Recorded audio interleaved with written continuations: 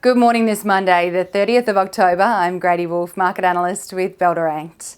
Wall Street closed mixed across the key indices on Friday, pushing the S&P 500 into correction territory, as the index is now down 10.3% since its peak in July this year. The Dow Jones fell 1.12% and the S&P 500 lost almost 0.5%, but the tech-heavy Nasdaq rose 0.38% on Friday, buoyed by Amazon jumping over 6% on better than expected earnings and revenue for the third quarter. Investors in the US have assessed disappointing earnings results against economic uncertainty, which has led now to the S&P 500 and Nasdaq entering correction territory. For the trading week last week, all three key US indices lost over 2% each. US equities were also pressured on Friday by investor fears of further interest rate hikes after US GDP data showed the economy grew by 4.9% in the third quarter, which well exceeded estimates. Over in Europe, markets in the region closed lower on Friday as investor sentiment remains shaky on geopolitical tensions and economic instability. The Stoxx 600 fell 0.8%, weighed down by healthcare stocks falling 2.9%, while Germany's DAX lost 0.3%, the French CAC fell 1.36%, and in the UK, the FTSE 100 shed 0.86% on Friday. NatWest shares fell 11% on Friday after the bank reported third quarter results that showed net interest margin declining. Locally on Friday, the ASX 200 rose 0.21%, but for the week, the ASX 200 fell 1.07% as investor fears of further rate hikes and an RBA rate hike on Melbourne Cup Day rose on the back of stronger than expected CPI data released earlier last week.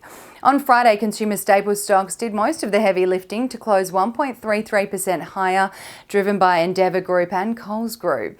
ResMed shares fell 4% on Friday after the healthcare company's September quarter update outlined higher costs, further dampening the company's margins, while Silver Lake Resources and Champion Iron rose 7.7% and 6.9% respectively on Friday. On the commodities front this morning, oil is up 2.18% to $85.03 a barrel. Gold is up 1.08% at $2,006 an ounce, and iron ore is flat at $120.50 a tonne.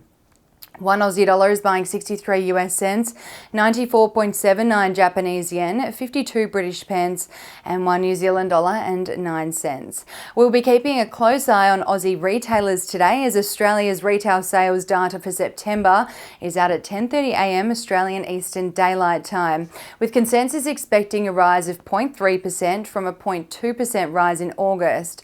Any slowdown in consumer spending, though, may see weakness or further weakness in consumer discretionary stocks, especially following some disappointing results out of retailers over the last week. Ahead of the local trading session here in Australia, the SPI futures are expecting the local market to open the first trading session of the week down almost 1% following that turbulence on Wall Street on Friday.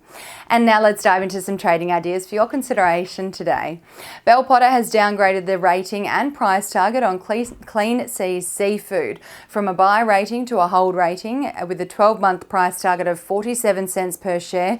That's down from 60 cents per share following commentary made at the company's AGM and on the release of a trading update.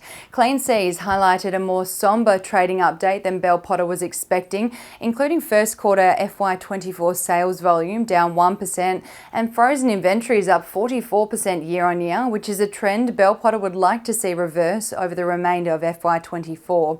Average selling prices were also down 2% relative to average second half 23 pricing. And Bell Potter has increased the 12-month price target on Fortescue Metals Group from $15.53 to $16.21 and maintain a sell rating on the mining giant following the release of the company's September quarter trading update, including iron ore shipments and cash costs missing expectations and net debt increasing due to the distribution of dividends. The price target increase is due to favourable outlook for iron ore prices and foreign exchange forecasts. And that's all for this morning. Have a wonderful Monday, and as always, happy investing.